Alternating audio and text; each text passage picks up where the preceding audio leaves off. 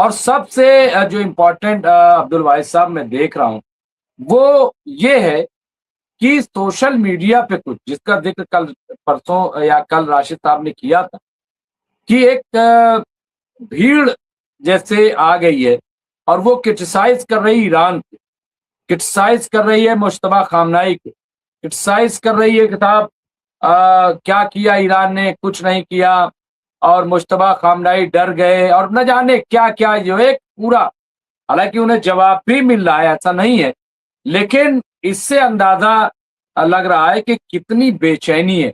बहरहाल तो मैं सबसे पहली चीज़ यही कि आप किस तरह के अपडेट देना चाहेंगे अब्दुल वाहिद साहब? जी, मुमताज़ भाई, जो आपने क्वेश्चन रेज़ किया है, वो जो है इस वक़्त बेसिकली आपने बोला कि भई किस तरह की बेचैनी, तो वो ठीक है, बेचैनी होगी। मेरे लिए इसके लिए एप्रोप्रिएट लफ्ज़ है फ्रस्ट्रेशन। फ्रस्ट्रेशन इसलिए कि ईरान ने इस पूरे तनाज़े के अंदर और अब जो ये 4 जुलाई से जो प्रोग्राम शुरू हुआ है, अमेरिका अपनी पैदाइश की, गलती की पैदाइश की जो है 250वीं सालगिरह मना रहा है। 250 साल हो गए उसके। अमेरिका कई साल से जो है तैयारी कर रहा है इसकी। एक शानदार जश्न हो, आलमी सतह पर जो है पैगाम जाए कि अमेरिका ये है, अमेरिका आलमी क़ुव्वत है और ब्ला ब्ला ब्ला। ईरान ने उसी 4 जुलाई से अमेरिका के सारे इरादों पर पानी फेर दिया है। अमेरिका का कोई भी सेलिब्रेशन किसी भी इंटरनेशनल मीडिया में प्रोमिनेंस हासिल करने में नाकाम रहा। सबका फोकस कहाँ रहा? हजरत आयतुल्लाह अली खामनेई साहब का फ्यूनरल प्रोसेशन। अब आप देखिए कि फिर उसका फ्रस्ट्रेशन। दूसरे ये कि भारत के अंदर तो जो आपने गोदी मीडिया की बात की, तो अब यह है कि मेरा तो मानना यही है कि भाई फिर ईरानी क़यादत को, बल्कि दुनिया में जितने लोग हैं, उन सबको फिर जो है इन्हीं सब लोगों से पूछ करके काम करना चाहिए। क्योंकि अचानक जो है बहुत सारे चैनल हैं, चलाते हैं कि 10 मिनट में खत्म हुआ बीजिंग, 10 मिनट में आर पार, तेरा क्या होगा जिनपिंग, थर-थर कांपा जिनपिंग, सन की तानाशाह, अब तेरा क्या होगा नॉर्थ कोरिया। अब ऐसे-ऐसे चलाते हैं। अब इनसे कोई पूछ ले, नॉर्थ कोरिया ने कहीं एक बम भी फेंका है? कहीं एक मिसाइल दागा है? तो जिसको सनकी बोलना चाहिए ट्रंप को, डोनाल्ड रीगन को, बराक ओबामा को, बिल क्लिंटन को, जॉर्ज डब्ल्यू बुश को, इन सबको पूरा 250 साल में अमेरिका ने, अभी रिसर्च आया है, आप देख लीजिए, गूगल पे मौजूद है, सिर्फ 19 साल हैं टोटल 250 साल में जब अमेरिका खामोश बैठा है। वरना अमेरिका ने हमेशा किसी न किसी मुल्क पर अटैक किया है, हमला किया है, वो उसको तबाह बर्बाद किया है। तो ये तारीख है इनकी। और अभी जो है आपके यहाँ 2 रोज पहले प्रोग्राम चला था कि भाई 3000 खबरें ईरानी गवर्नमेंट ने खुदवाई हैं कि अगर जो लोग इस फ्यूनरल प्रोसेशन में आ रहे हैं, अगर कोई नाखुशगवार वाकया हो गया तो उनकी तदफीन की जाए। आज उसका भी पोस्टमार्टम हो गया है। एक बहुत बड़ा खबर रसा इदारा है, वॉइस ऑफ जर्मनी बोलते हैं हम उसको, डाइचे वेले। अभी तक तो मैंने आपको रॉयटर की पोल, बीबीसी की पोल, सीएनएन की पोल खोली थी कि ये कितने बड़े भयंकर इंटरनेशनल गोदी मीडिया और फ्रॉड ऑर्गेनाइजेशंस हैं। इनका एजेंडा फिक्स है। कुछ-कुछ इश्यूज पर आप मान सकते हैं कि बीबीसी क्रेडिबल है, लेकिन जब ईरान की और इसकी बात आएगी तो बीबीसी और अंजना हो मोदी में कोई फर्क नहीं है। सॉरी टू से, मैं किसी का नाम लेता नहीं हूं, लेकिन मुझे इस वक्त गुरेज नहीं है। ये निचले स्तर की पत्रकारिता करता ही है बीबीसी। रॉयटर के बारे में मैंने आपको मिसाल दी है। ये जो 3000 की कब्रों का उड़ाया है, ये डॉइचे वेले वॉइस ऑफ जर्मनी ने उड़ाई है अफवाह। ये आप जाके देख लीजिए। और इस ये बहुत मोतबर इदारा है। मैं नाम ले रहा हूं सीधे-सीधे चैनल पे आपके। तो ये है इनका मगरिब का चेहरा और मगरिबी मीडिया। तो ये गोदी मीडिया से कहीं ऊपर चले गए हैं। जैसे येलो जर्नलिज्म भी पास्ट की बात हो गई, अब तो इतने जर्नलिज्म हो गए कि इतने रसातल में गए हैं कि अब तो येलो जर्नलिज्म भी लगता है कि भाई साहब वो बहुत बेहतर था। तो कुल मिलाकर यह है कि इसको दलाल मीडिया कहा जाए या कोई इससे भी निचले स्तर की। कई बार बहुत सारे जर्नलिस्ट भारत के जो पढ़े लिखे हैं वो ये बात बोलते हैं कि ये जो बड़े बड़े जर्नलिस्ट आते हैं पुते पुताए हुए, ये घर जाकर सोते कैसे होंगे और अपने बच्चों से नजरें कैसे मिलाते होंगे। क्या इनको इस मुरलीधर की वो बातें याद नहीं आती कि 15 साल के फलस्तीनी बच्चे को कैसे बांध दिया गया और उसको कैसे इलेक्ट्रिक शॉक दिए गए, और किस तरह से जो है छोटे छोटे बच्चों को ये पकड़ करके, और उसकी कार में, अगर कोई बच्चा कार में बैठा हुआ है तो उस कार में उसको बोला कि पैक करो, और पैक करने के बाद उसमें बम विस्फोट किया इसराइली मिलिट्री ने। ये मैं झूठ नहीं बोल रहा हूं, अभी आप देखिए कल का वीडियो है, ये वायरल है ये दुनिया पे। किसी मीडिया ने दिखाया इसको? तो ये दलाल नहीं है, दलाल भी छोटा लफ्ज है, ये इंसानियत के नाम पर कलंक है, तो ये कलंकित मीडिया है।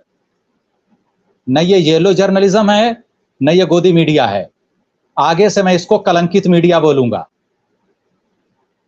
तो ये जो कलंकित मीडिया है ये चाहता ये है कि इसका हुक्म माने मुस्तफा खामनेई, जैसे कि ये कलंकित मीडिया जो है चला रहा ईरान को।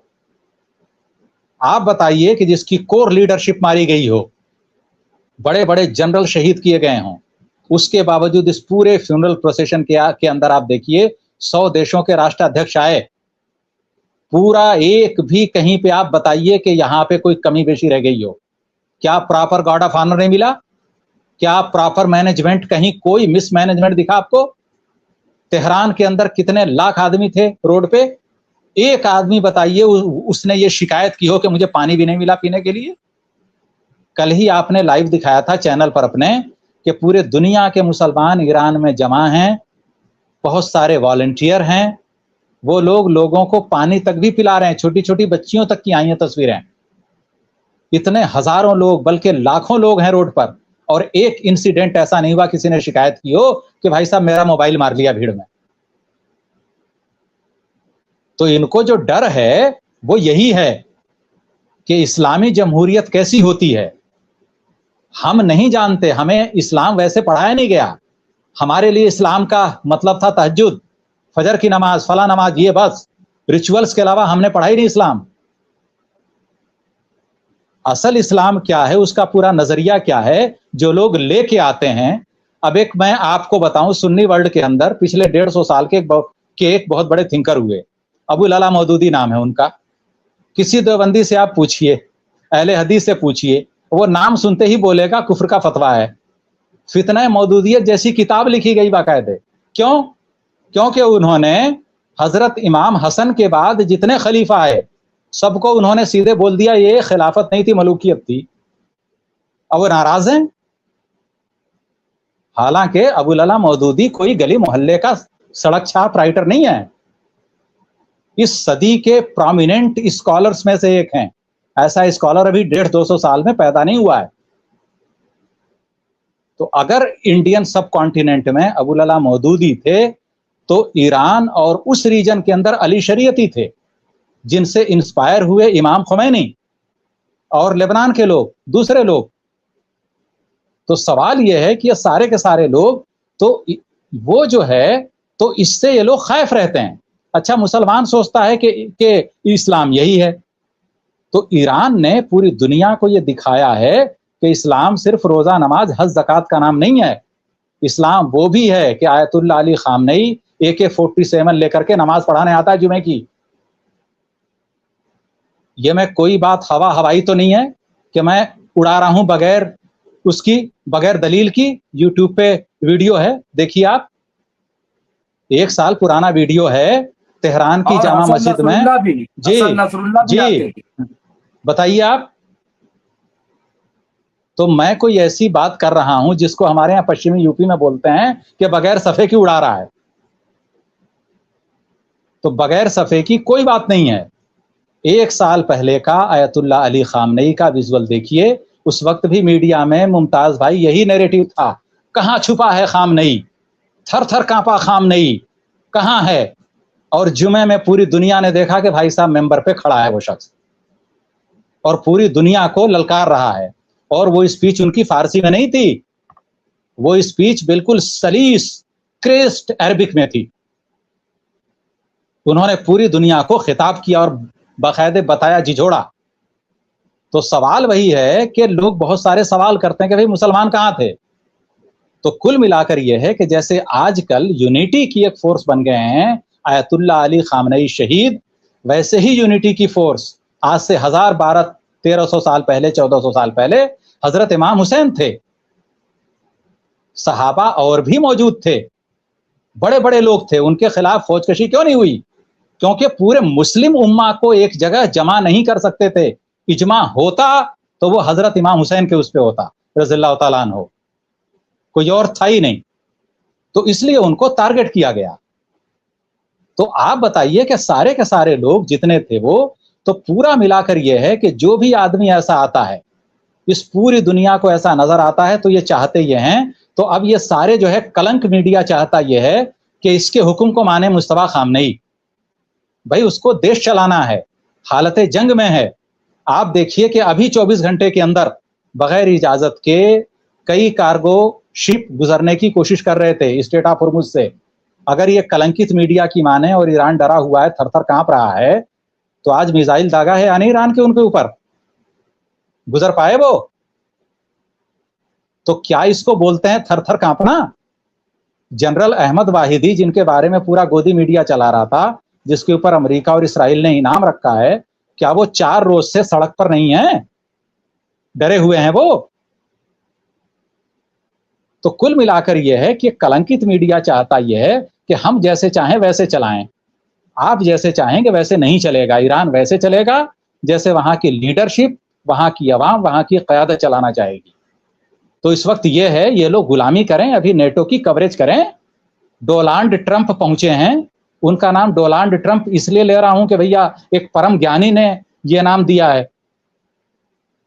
तो डोनाल्ड ट्रंप जो है अभी 32 देशों के राष्ट्राध्यक्ष आए हैं अनकरा में खलीफतुल मुस्लिमीन के दर पे नाम निहाद।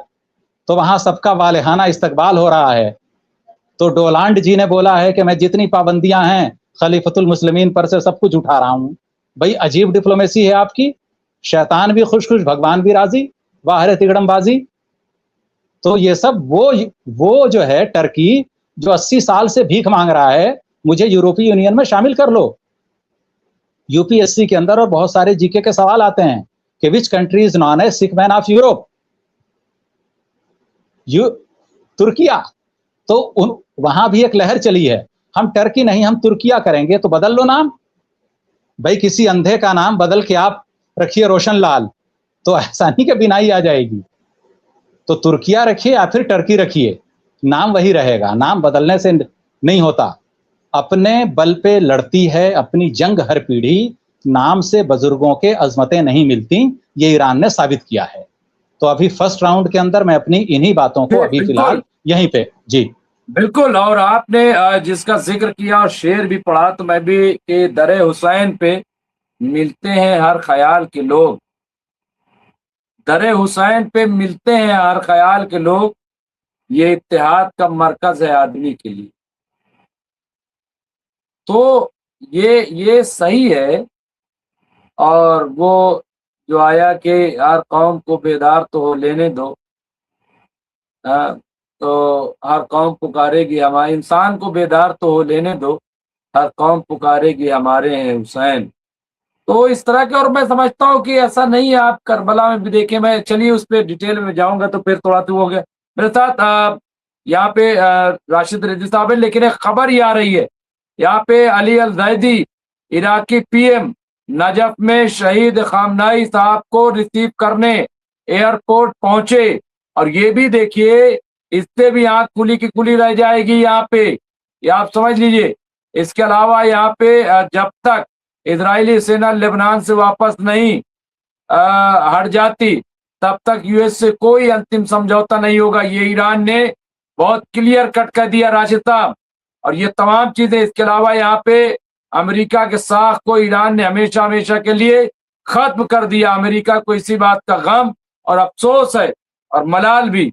ये जयदीप सिंह मुंडेला साहब, ये तमाम इसके अलावा यहाँ पे एक चीज और, अभी तक मैं समझता था कि वाहिद साहब ट्रंप के नाम को मिस स्पेल करते थे, लेकिन आज पता चला कि वो एक महामानव द्वारा उच्चारित किए गए नाम को दोहराते हैं। नहीं, मैं तो शुरू से समझ रहा हूं तो और उसको बोलने में सब कोई बोल भी नहीं पाएंगे जैसे ही बोलते हैं, तो बोलने में भी बड़ी कराहियत सी जो है, तो वो होता है, हर आदमी उस लहजे को इख्तियार नहीं कर सकता, और बहुत मुश्किल से आता है वो लहजा, वो उस्लूब, और वो निकलता है दिल से। दिल से जब कराहियत निकलती है तो फिर जबान भी साथ देती है। राशिद साहब, पहले राउंड में किस तरह से देखते हैं हालात को, क्या अपडेट्स